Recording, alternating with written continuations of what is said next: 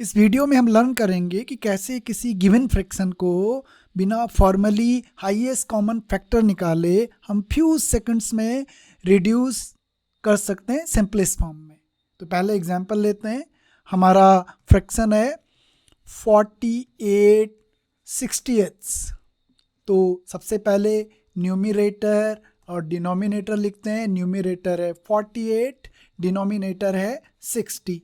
एक quick look और हमें दिख रहा है कि जो दोनों का कॉमन फैक्टर है वो क्या है 6। तो 6 8 जा 48, 6 10 जा 60।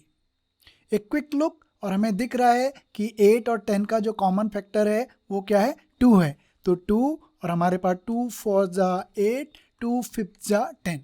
4 एंड 5 जो नंबर्स हैं उनमें सिर्फ एक ही कॉमन फैक्टर है वो 1 है। सो अब हम क्या करते हैं, सिंपली न्यूमरेटर की जगह 4 लिखेंगे, डिनोमिनेटर की जगह 5 लिखेंगे और ये जो फ्रैक्शन है ये किस फॉर्म में है, सिंपलेस्ट फॉर्म।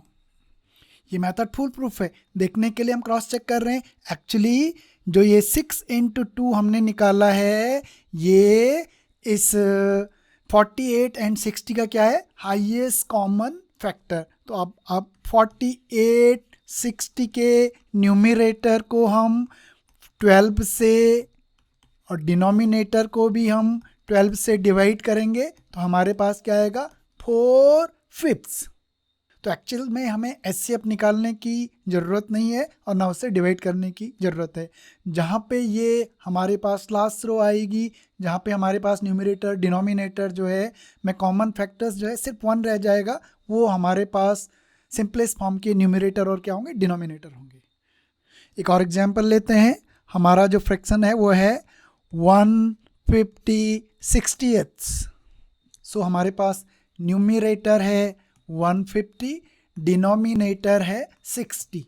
एक क्विक लुक और हमें दिखा कि जो दोनों नंबर्स हैं उनके यूनिट प्लेस में जीरोज हैं। इसका मतलब कॉमन फैक्टर क्या हो जाएगा, 10 हो जाएगा। 10 से हमने डिवाइड किया तो ये आ गया 15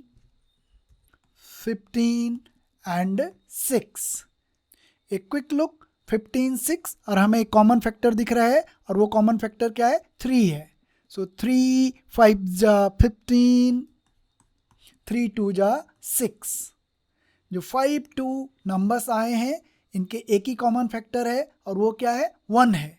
इसका मतलब हमारे पास जो सिंपलेस्ट फॉर्म आएगी 150 की जगह हम न्यू न्यूमरेटर लिखेंगे दैट इज़ 5 और डिनोमिनेटर की जगह न्यू डिनोमिनेटर लिखेंगे 2। ये सिंपलेस्ट फॉर्म है।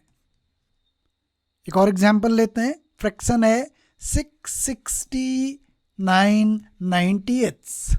So numerator 660, denominator 990।